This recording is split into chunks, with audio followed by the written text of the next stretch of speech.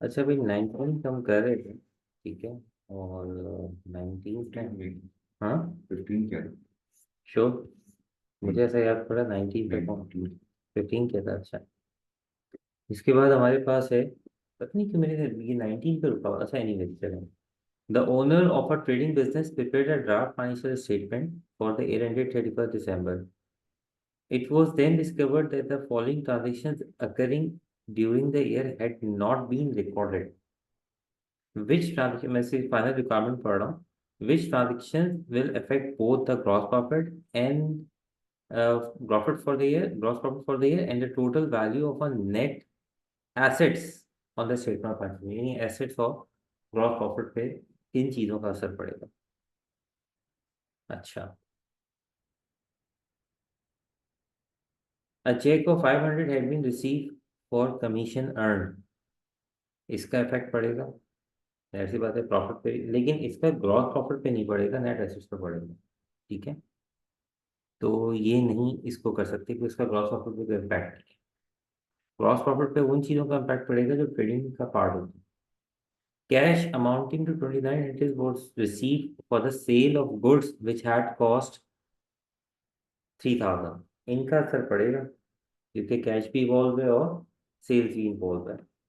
तो एक तो ये होगा, inventory costing 5,000 had been taken from the business by the owner of the person, by the owner for personal use, इसका भी पड़ेगा क्योंकि इन्वेंट्री जो है वो परचेजेस से लेस होगी और इटसेल्फ वो करंट, अब वो वहां से कम हो जाएगी, तो नेट एसेट पे भी इम्पैक्ट डालेगी।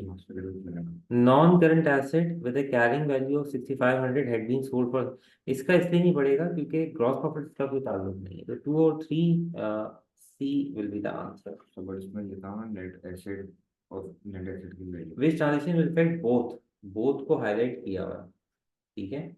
तो वो अब जो है इस पर इम्पैक्ट नहीं करेगा, ठीक है। अच्छा, उसके बाद है a business a business sells some inventory for 80 on credit. This originally cost $50. How does this affect the statement of financial position? 30 के प्रॉफिट पे बेचा है, तो करंट एसेट पे क्या इम्पैक्ट पड़ेगा और ओनर्स कैपिटल पे क्या इम्पैक्ट पड़ेगा। इससे बड़ा सिंपल है, मेरे हिसाब से दोनों इंक्रीज होंगी क्योंकि आपकी इन्वेंट्री कम हो रही है और करंट एसेट्स जो है वो आपके जो क्रेडिट एंड डेटर्स बढ़ रहे हैं, और प्रॉफिट की वजह से जो है ओनर्स इक्विटी के ऊपर, इसका आंसर डी होना चाहिए, ठीक है। लेकिन इसका आंसर यहाँ हाँ डी होना चाहिए, ठीक है। उसके बाद है हमारे पास, which entries are made which entries are made to record interest on capital in partnership account. Interest on capital, अच्छा, अब आप लोगों ने इंटरेस्ट ऑन कैपिटल जो है, आप लोगों को मालूम है कि वो पार्टनर्स के करंट अकाउंट के अंदर जो है वो क्या होता है, क्रेडिट होता है। तो एप्रोप्रिएशन में क्या होना चाहिए, डेबिट होना चाहिए।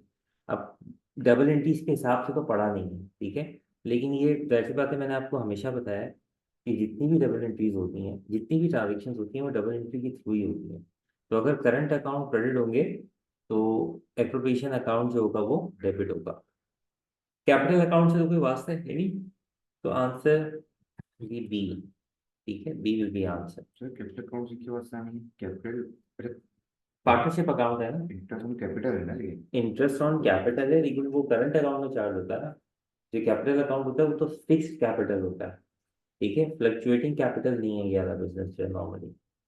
उसके बाद लिखा हुआ है L and M are in partnership sharing profit and losses in the ratio 3:2 respectively. For the year ended 31st March, their statement of profit showed a profit for the year 68,000. The following information relates to the partnership for for the same period. Interest on loan from L 400, both partners, total for both partners. Interest on capital 2600, interest charge on drawing 1200, salary 20,000. How much will be the residual profit? Residual profit will L receive? अच्छा, अच्छा ये लिखा हुआ है for the year profit, अच्छा देखिए profit for the year में से जो है वो आप 400 का तो वो लेस कर दें, जो इंटरेस्ट ऑन लोन है, ठीक है। उसके बाद इंटरेस्ट ऑन ड्राइंग ऐड कर दें। जिसके में से इंटरेस्ट ऑन कैपिटल 2600 माइनस होगा, सैलरीज 20,000 माइनस। आंसर बताओ यहाँ पे। 27,750। कितना? 27,750। 2730। 27,720। 27,720 720 कहाँ से आ गया? नहीं, इसमें तो 80 की तो कोई फिगर है नहीं, ये कैसे निकाल दो? 400 होगा ना, देखिए। 68,000 minus 400 plus 1200 minus 2600 minus 20,000, 46,200। Risk 46,200 को आप डिवाइड बाय 5, 47, 3, 47,700, 750, टोटल अमाउंट। 27,720। तो बी विल बी आंसर, ठीक है। इसमें सिर्फ एक कंफ्यूजन जो है वो मौजूद थी इस सवाल में। अब हर एक को, नहीं जी इसका आंसर ये नहीं है, इसका आंसर जो है वो सी है। और वो मुझे पता चल गया कि क्यों, ठीक है। वो यही कंफ्यूजन मुझे भी हो रही थी। ये इसको हटा के कैलकुलेट करो जरा।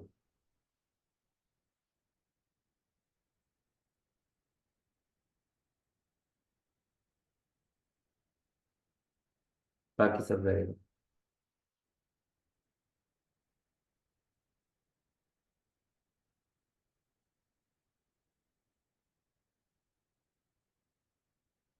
जी, ये नहीं होगा ये वाला पार्ट, इसको चेंज कर देंगे। एक दफ़ा आपको दोबारा इसको कैलकुलेट करना पड़ेगा।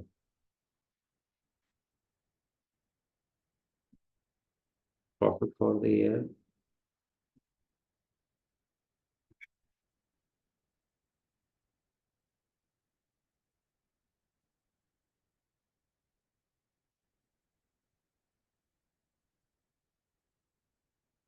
इसका आंसर बताइए मुझसे जरा जल्दी से।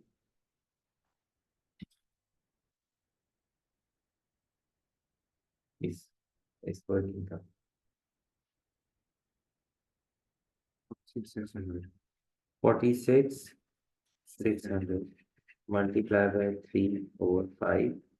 आंसर हमारे पास 27,960 आ रहा है। अब यहाँ पे क्या कंफ्यूजन थी, जो मैं बताने लगा था और जो मुझे परेशान करी थी, यूपी के 400 को ट्रीट करेंगे कि नहीं करेंगे। तो वही बात दिमाग में बिठा लें कि अगर वो कुछ नहीं बता रहे हैं तो आप यही समझ लें कि ये आफ्टर इंटरेस्ट है। प्रॉफिट फॉर देयर का मतलब है कि सारी वर्किंग हो चुकी है, ठीक है। और ये तो जब तक क्वेश्चन आप सेल्फ सॉल्व नहीं करेंगे तब तक आपको चीज़ों का अंदाजा नहीं होगा। एनीवेज, उसके बाद है which reserves are revenue reserves. Revenue reserve वो होते हैं जो कि प्रॉफिट एंड लॉस से जनरेट होते हैं। तो उसमें general reserve, retain earnings reserve, share premium और रिवैल्यूएशन रिजर्व जो है वो कैपिटल रिजर्व होते हैं। तो 1 और 2 ए विल बी द आंसर, ठीक है। इसमें तो सोचने वाली कोई बात ही नहीं है। क्लियर है ये बात? आगे चलो। अच्छा, a limited company has the following in its statement of financial position at 31st March। Ordinary share capital, अच्छा जनाब ये मैं बता देता हूँ आपको कि इसका क्या मामला होगा, ठीक है। अ, यहाँ पे इसको सॉल्व भी कर लेते हैं। Ordinary share capital, retain earning और प्रीमियम, ठीक है। और ये हमारे पास पड़े हुए हैं 200,000, 82,500 और 80,000, ठीक है। अच्छा, ये कब है? 31st March. Limited company as following on financial 31st March, ठीक है। Ordinary shares have a par value of 0.40, ठीक है। तो जरा जल्दी से कैलकुलेट कर लो number of ordinary shares. 200,000 divide by 0.4, 5 lakh ordinary share है।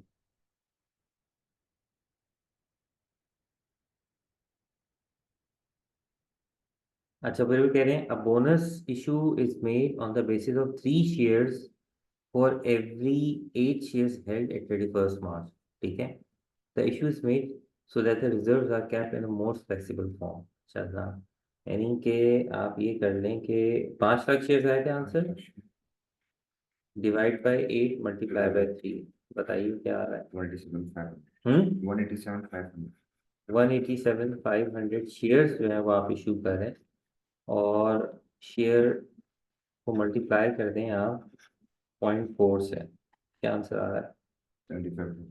75,000 आपने बोनस इशू जो है करना है। अच्छा, सबसे पहले आप यूज करते हैं शेयर प्रीमियम को, ठीक है, उसके बाद रिटेन अर्निंग को यूज करते हैं। तो ये सारा कुछ तो यहीं से मैनेज हो जाएगा। हाँ, लेस होगा। तो ये बच गया आपके पास, सॉरी, 5,000,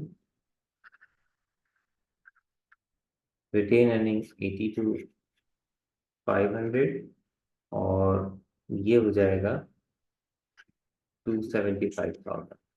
अब इनका जवाब क्या है, पूछ क्या रहे हैं, what will consider reserves after the bonus issue has been made. Retain earning जो है वो आपकी सेम रहेगी, और सी इज द आंसर,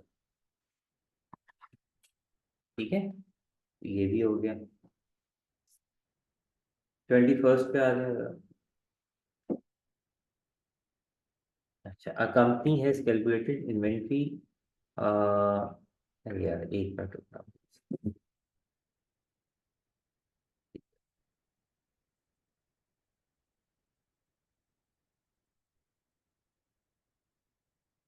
अच्छा, ठीक है। A company has calculated inventory turnover period for two. A company has calculated inventory turnover periods in for 2 successive years. ठीक है, inventory turnover in days, year 1 का 90 है, ईयर 2 का 120 है। Company directors have suggested that following reason for the change. मतलब आपके पास turnover का जो फॉर्मूला है वो क्या है, जरा उसको दिमाग में पहले रखना है।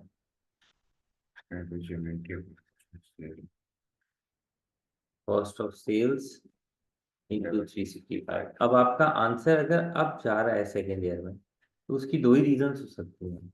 या तो आपकी कॉस्ट ऑफ गुड्स सोल्ड कम हो जाए, या आपका एवरेज इन्वेंट्री लेवल इन बढ़ जाए, ठीक है।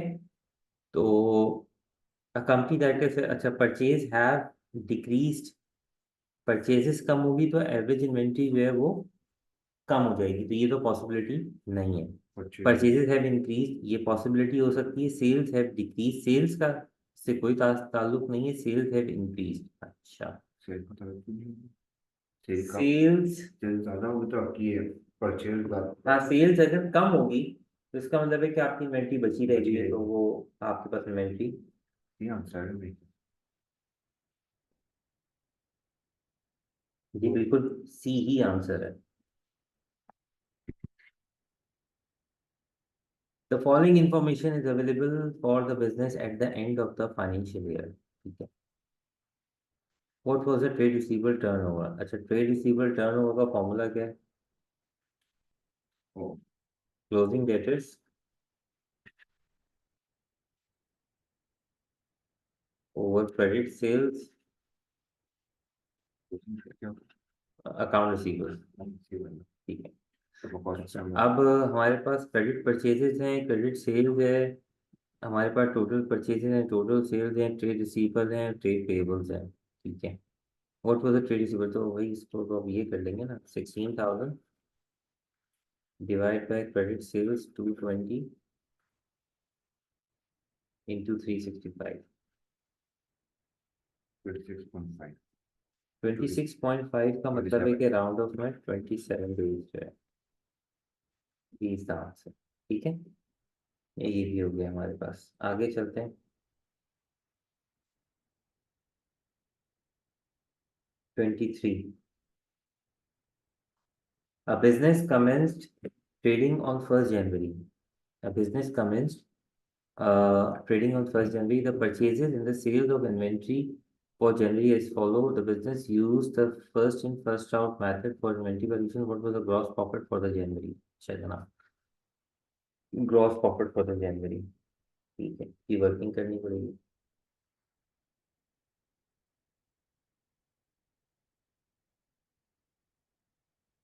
सबसे पहले तो सेल्स चाहिए, तो सेल्स तो लिया हुआ इन्होंने 2 at the rate of two, ये क्या यूनिट्स है क्या है, 2 at the rate of 400 each, 2 at the rate, तो दैट मीन्स 1600 की सेल्स है।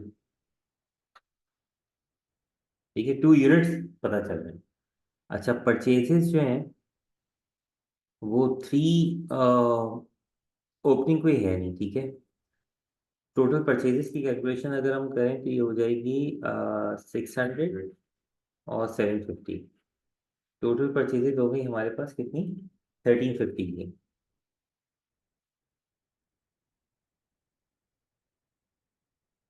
अच्छा, क्लोजिंग इन्वेंट्री की जहाँ तक बात है, first in first out 4 unit बिके हैं, ठीक है। तो इसका मतलब है पहले ये वाले यूनिट 3 बिके और फिर 1 यूनिट यहाँ से बिका, ठीक है। तो यहाँ से 2 यूनिट आपके बाकी बचे रहेंगे, दैट मीन्स के क्लोजिंग इन्वेंट्री जो है वो आपकी कितनी है, 500 की है।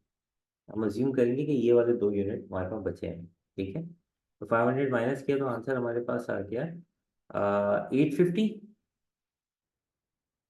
नहीं, 1350 माइनस 500 करो, 850। जी, क्या आंसर आ रहा है, 750, डी इज आंसर। क्लियर है बात, ठीक है। 24, a company have been asked to quote a price for a specific job. Estimated costs are as follow: direct material, direct labor, overheads are charged 50% of labor cost, ठीक है। Profit 20% on total job cost. What is the total quotation for the job? ये तो बड़ा easy है यार। Job cost का मतलब ये कि एक तो प्रोडक्शन होता है ना कि पर यूनिट, एक है जैसे जॉब कॉस्ट के आपको घर बनाने को दे दिया, वो एक जॉब है। उसमें बहुत सारी एक्टिविटीज हो रही हैं लेकिन वो कंप्लीट एक जॉब कहलाएगी। 50% ऑफ 330 कितना होगा, 1650। 330, नहीं, डिवाइड बाई 2 करो उसको। हाँ, 1650 हमारे ओवरहेड्स हैं, ठीक है। तो ये टोटल कॉस्ट आ गई कितनी, सौ टोटल करो जरा।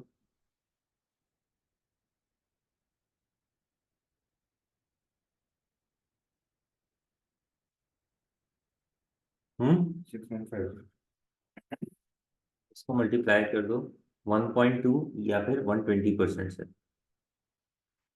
350, 340, तीन आंसर, ठीक है। क्लियर है ये बात, ये 120% लिखा है बेसिकली। अच्छा जनाब, इसको पढ़ें तो।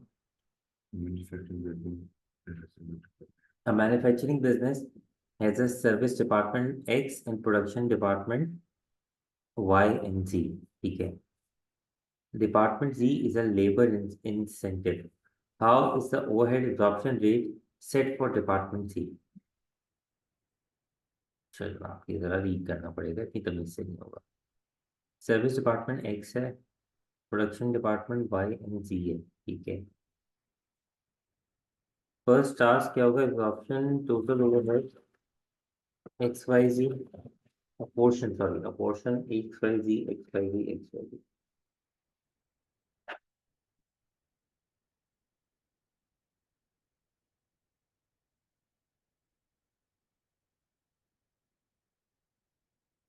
फर्स्ट टास्क देखें, आपको आधा आंसर यहीं से मिल जाएगा।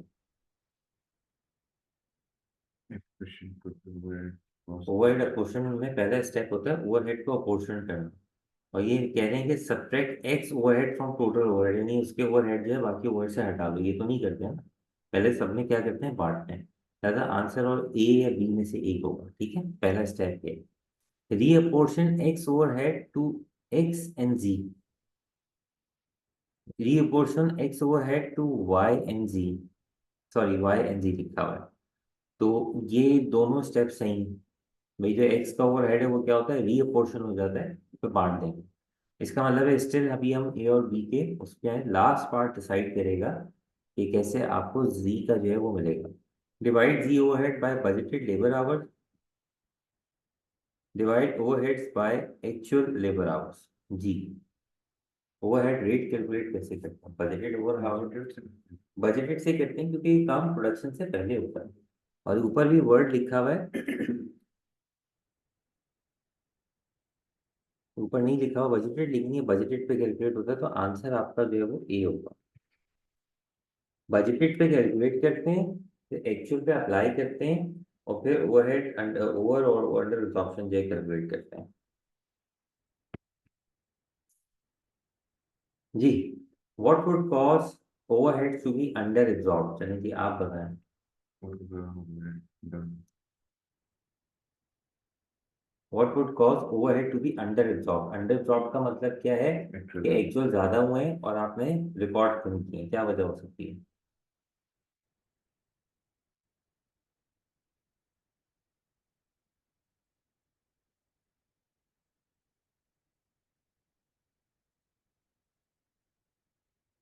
ये तो नहीं हो सकता। एक तो कह रहे हैं कि एब्जॉर्ब आपने ज्यादा किए हैं और एक्चुअल कम है, तो ये तो ओवर एब्जॉर्प्शन हो जाता है। ठीक है, ये नहीं पॉसिबल है। B, overhead absorb less than budgeted overhead. तो एब्जॉर्ब को बजटेड से कंपेयर नहीं करते हैं, एक्चुअल से करते हैं। Overhead incurred is greater than overhead absorb. C is answer.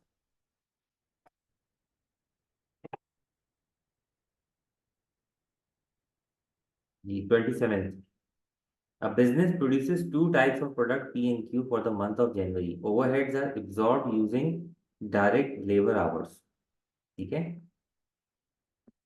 A business produces two types of product P and Q for the month of January. Overheads are absorbed using the direct labor hours. ठीक है जी, the production details are as follow: units manufactured and sold. ठीक है जी, और direct labour our per unit जो है वो पर labour, direct labour hours per unit लिखे हुए हैं। Direct costs for the month are 23,750. The fixed overheads were 6,500. What was the overhead absorption rate per hour? इसका जनरली निकालना है उन्होंने कहा है कि दोनों के लिए आप ओवरहेड जो है absorb करते हैं डायरेक्ट लेबर आवर्स पर। तो भाई इसको आप ये करें। लेबर ऑर्डर करना है ना। हाँ, पहले तो उनको मल्टीप्लाई करके टोटल लेबर आवर्स निकालना है। 5,000 को 1.5 से मल्टीप्लाई करेंगे थर्टी तो, फाइव हंड्रेड और ये 2,000, दैट मीन्स के 9,000 के टोटल आवर्स आपके। ठीक है। Direct cost direct cost for the month is 23,750. Fixed overheads are 750. Okay. What was the rate? What was the, okay, just hold on. Overhead absorption rate. तो 6,500 के आपके ओवरहेड्स हैं, divide by 9,000 करें, जरा देखिए क्या आंसर आ रहा 0.72 है। 0.72 जीरो पॉइंट, 72 पक्का एक दफा दोबारा चेक करें, ये मैच नहीं कर रहा। हम्म, 9, sorry sorry sorry sorry sorry, ये 9,000 नहीं है, ये 9,500 है। आप करें जरा।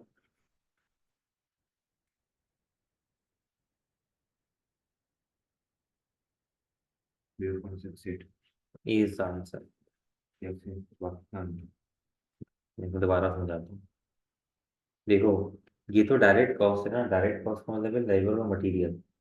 ओवरहेड रेट जो निकलता है फिक्स ओवरहेड पे, वो आपके 6,500 है। आप कोई बजटेड आवर्स तो है नहीं। ठीक है, तो हम वैसे तो ये नीचे बजटेड आवर लिखते हैं, ये एक्चुअल आवर्स है। लेकिन जब कोई ऐसी बात नहीं कही तो हम ये समझेंगे कि ये बजटेड पे ही काम हुआ, यानी बजटेड भी आवर्स इतने ही होते होंगे। तो हमने ओवरहेड को डिवाइड किया बजटेड आवर से, क्योंकि वो कह रहे हैं कि overhead on the basis of labour our, तो हमने लेबर आवर से डिवाइड किया, तो हमें $0.68 का जो है वो लेबर आवर है। ठीक है, ये इसका आंसर है। 28 पे आ जाए। विच स्टेटमेंट, ये बताओ समझ में आ गया वो वाला? अच्छा, which statement about marginal costings are correct? Okay, contribution is the difference between the sales revenue and the total production cost. Cost are classified as a variable cost और a fixed cost, ये statement सही है। Cost को दो हिस्सों में divide किया गया है। Variable cost include variable selling expenses, yes. तो वो जो ऊपर वाला है वो प्रोडक्शन कॉस्ट होती है, लेकिन वो मार्जिनल होती है। तो I think answer is D, 2 and 3।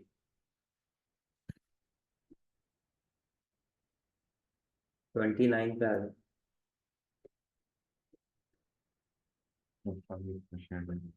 Period for the manufacturing program production for period to 40 unit closing inventory for the that is was third follow of directly cost of thousand. आप answer बताएंगे, उसके बाद मैं बताऊंगा।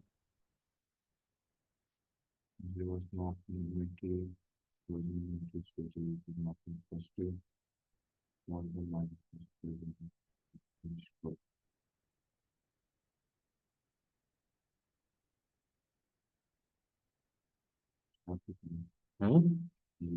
देखिए, marginal costing के अंदर fix overhead expenses नहीं आते हैं, तो इन दोनों को अगर आप ऐड करो तो आपको मिलेगा 18,000। ठीक है। अच्छा, फिनिश गुड्स। अच्छा, फिनिश गुड्स की बात कर रहे हैं, तो जो आपने फिनिश गुड्स की जो कॉस्ट है वो तो ये प्रोडक्शन पे आती है। तो इसको 24,000 से आप डिवाइड करें, 18,000 को डिवाइड करें, सॉरी 2,400 होगा।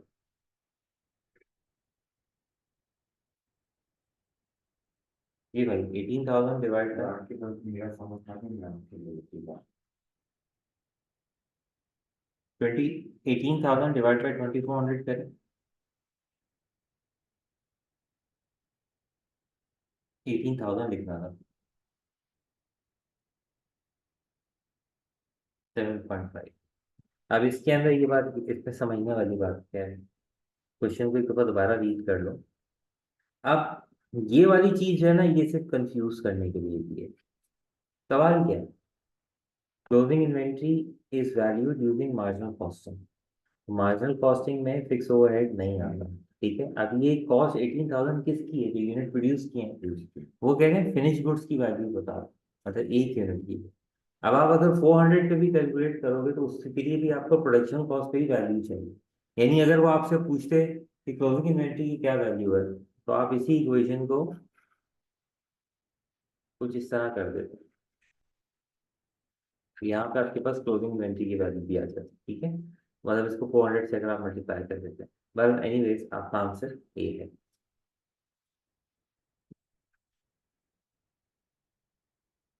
अच्छा, which statement reflects how cost volume profit, यानी कि CVP analysis can help the management decision. जी, which statement reflects how cost volume profit. Cost volume profit को जो है ना, मतलब ये एनालिसिस होता है, इसको सेंसिटिविटी एनालिसिस भी कहते हैं। ठीक है। तो ये क्या करते हैं कि इसके अंदर ना वेरिएबल्स, मतलब आप पूरी इक्वेशन बनाते हैं। जैसे आपके पास फर्ज करें कि सेलिंग प्राइस है। ठीक है। सेलिंग प्राइस में से आप मार्जिनल कॉस्ट को लेस कर दें। ठीक है। उसके अंदर जैसे डायरेक्ट मटेरियल है, डायरेक्ट लेबर है, वेरिएबल ओवरहेड्स हैं।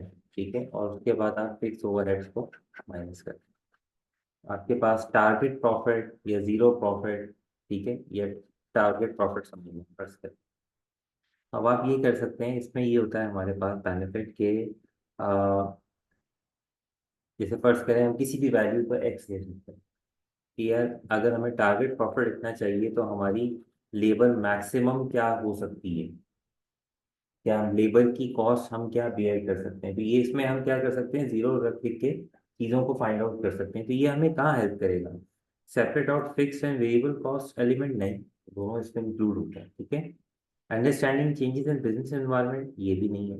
Understanding changes in product mix, वो भी नहीं है। ठीक है। प्रोडक्ट, क्योंकि ये एक ऐसा ये होता सिंगल सिंगल प्रोडक्ट के लिए, तो ये डी नहीं हो सकता। Short term prices, setting short term prices, यानी अगर मैं इसको एक कंसीडर कर लूँ तो मुझे ये बताएगा कि मेरी सेलिंग प्राइस जो है वो मैक्सिमम क्या हो सकती है, क्योंकि ये फर्दर इसके अंदर ब्रेकअप होता है यूनिट्स इनटू सेलिंग प्राइस। ठीक है, ये सेल्स, इसको सेल्स क्या करो, सेल्स बाय या रेवेन्यू कह दो, ठीक है। तो ये हमें सेट करने में हम इसको भी एक्स लिख सकते हैं कि भाई हम कहाँ पे अपनी सेलिंग प्राइस मिनिमम या कहाँ पे रख सकते हैं कि जिसपे हमें प्रॉफिट, एक टारगेट प्रॉफिट मिल जाए या जीरो प्रॉफिट मिल जाए, ठीक है। तो answer is actually D. Clear है मेरी बात? चलो, इस होल्ड, ये इसके साथ ये वाला पेपर कंप्लीट हुआ।